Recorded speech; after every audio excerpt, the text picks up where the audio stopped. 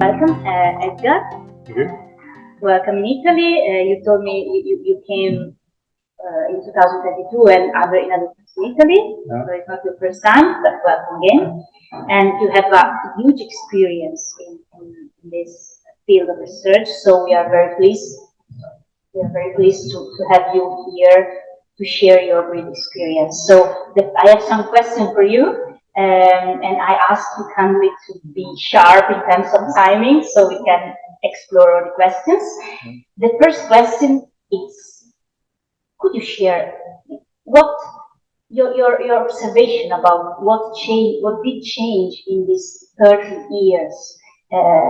Which was the evolution of your field of work? Which phase we faced in last year? Thank you very much for inviting me, and I have to say that I have answered the questions as a written text, so I have to stick some to the manuscript, I guess. But 30 years in a few minutes is there's been a large change in how we look at people and how we regard the reasons for the vulnerable lives.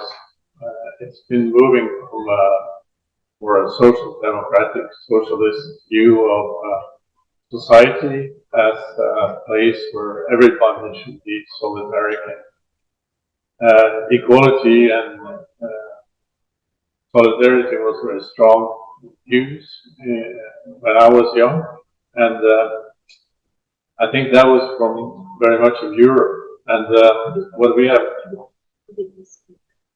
okay, yeah, the times have been changing, as Padova says, but we have another look at people in that sense that very much is focused on the individuals and their responsibility for their own lives. It's a right-wing move, which we also have considered as neoliberalist movements. And inequality has been rising to unknown, to a size which we have never seen before, not even before the First World War. So there are, everybody knows the 10 richest people in the world, and we're all sort of techno-feudalists today. Our telephones and everything we are paying every day to the richest people in the world: Microsoft, Facebook, Google, and so on. So there's a new kind of techno-feudalism. We have all been sort of thieves in this world, and there is a rise in the inequality and poverty, as you have mentioned several times already today. And of course, social work doesn't solve these social problems created by this, the inequality and so on. But as a social worker, there has been another very positive development, I think, because what we have seen over the last decades is a very strong rise of scientification of social work as a distinct field in social sciences. That means that there has been an increase in students in the PhD programs, master programs, and we have a lot of researchers. There has been many of my colleagues here, like have been attending the rise of practice research in social work. The Salisbury Statement you were working with, and we were together in Salisbury creating one first general platforms for social work research as a research on social work and with social workers and practitioners. That came at the same time as users became very important. And as some of the speakers earlier today has mentioned, there is a change of knowledge understanding, which reaches out toward not a modern way of thinking that there is a lack of knowledge and that you have to fill the hole. That was a modern view. What we are working with today is that we cannot deconstruct the world into knowledge. One famous Russian poet said that life divided on reason is a combination that doesn't work out. You can never find an answer. And so we have to work with the unknown and the not known, which is also presented in the book. And that means that you have to have a confidence as a researcher in that sense that you have to allow for that there is always something you don't have control of. There is always different ways of looking at things. There might be different solutions that you haven't seen already, and that some people might have some good ideas. We talk about innovation because everybody may come up with some good idea. That can be a kid in the family, it can be the mother, it can be the father, it can be the social worker, it can be the pedagogue, or it can be a friend of the family or whatever. So we have to be allowed for all kinds of knowledge, which might be expanding all the time, because we are creative creatures. That's a way of being a human. We're always trying to create and see new things. So that's the way of life, I think. So social work has moved in that direction, and I think that this knowledge position that social work research has taken to a very strong degree in opposition to maybe other fields like in medicine and some kinds of social sciences, where there is a more positivistic trend. And positivism has been supporting the managerialism we have seen been growing especially in the Nordic countries and the UK,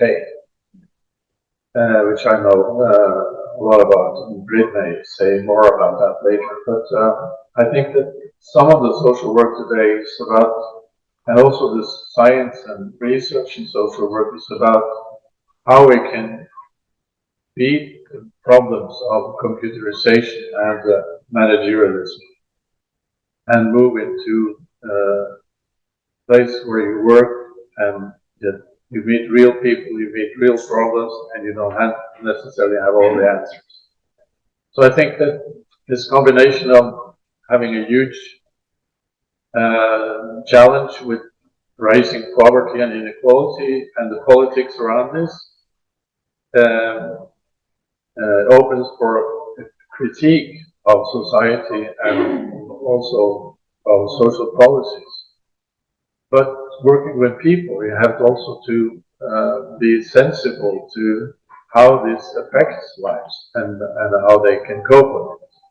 The social workers doesn't make the poor rich or the rich poor, but we can make a difference in the way people cope with lives. And social problems are usually for the individual something that comes and goes. So it doesn't have to last their whole life. So there is no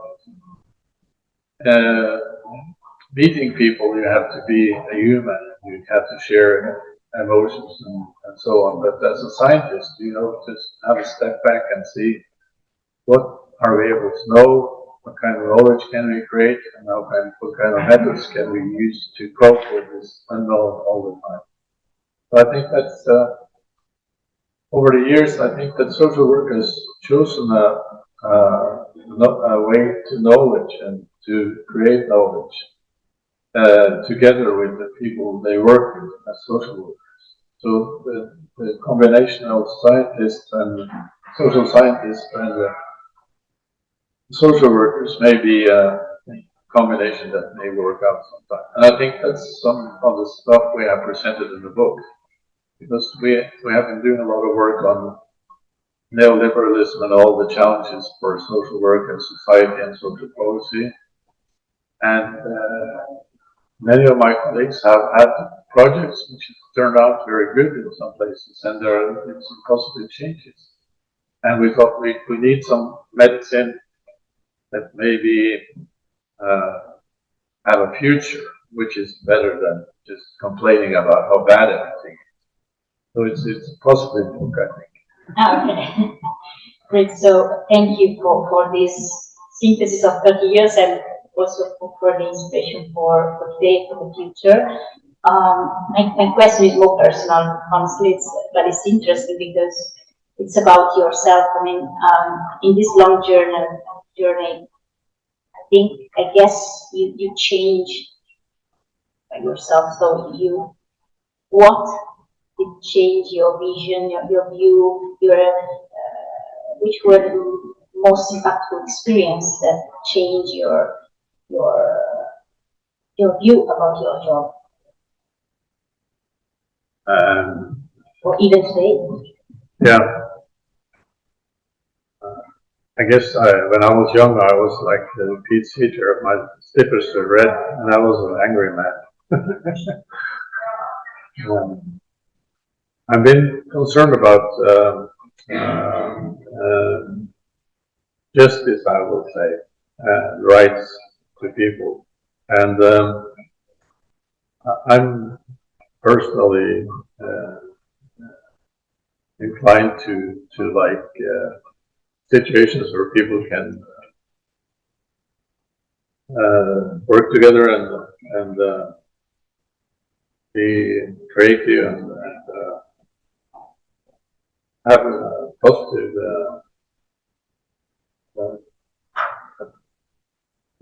to create knowledge. And I've been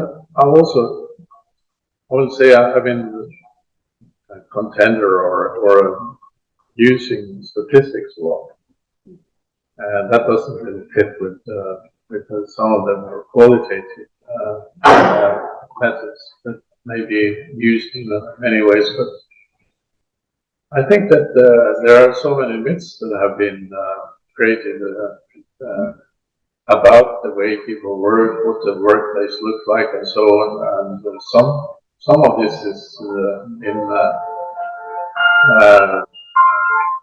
the reason behind computer programs and so on, asking for special things that you have to register and so on. But when we went into social work, we wanted to see what are the social workers really doing.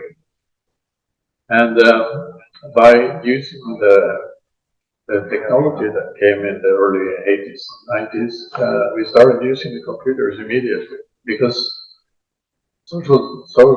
sociology has been expensive because you have to have workers in the field all the time. But we didn't need that anymore. And so I worked with David Thorpe from Lancaster University, and we started using the computers that the social workers had in their lab. It wasn't a laptop, it was a big thing with a large screen, like an old TV. But we could collect data from everything they did. So we had to work with the social workers to deconstruct their everyday life.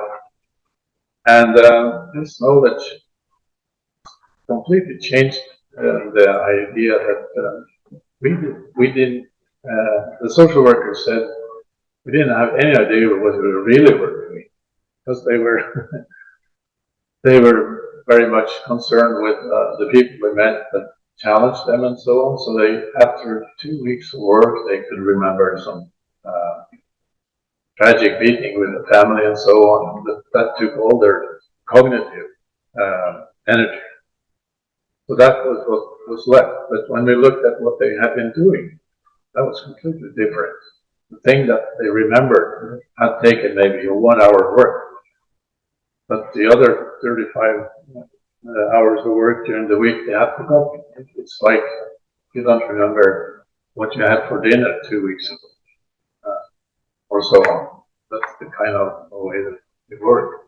So computers enable us to dig into social work and to see what was going on in offices. So that's where we started. And not only that, we started gathering data about the lives of people, which they didn't record usually in the programs they used, because they were more concerned about which law they were using and how much money they spent and so on. And they tried to have some sort of diagnosis or whatever, but they were not really good. So together with Willy, for example, we did a large survey in Norway which enabled us to see what what child protection in Norway really was doing, because 1/3 of social of the work was registered as other or not known. And if you had a hospital and they didn't know what 1/3 of the patients didn't have as a diagnosis, they would be closed. So today we know that more than half the work in Norwegian child protection is about parents, it's not about the kids, but that wasn't registered before. So the way we can also work with different kinds of data, and that has been much more easy. And we have recently done a survey of more than 1,000 social workers in Norway, which have just recently given us a very long survey with lots of text where they can write freely about some of the questions we've asked.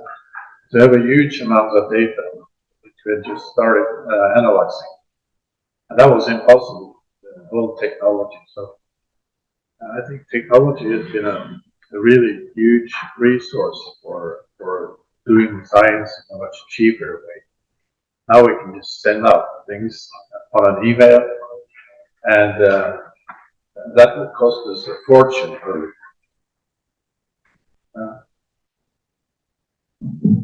Thank you, Edgar. Thank you for sharing all this. What's your analysis view for the future? And so I guess you will see some question at the end of the day, because this kind of reflection act like seeds for me, like seeds, and then you have to wait till they grow, and then okay. Thank you very much again, Edgar.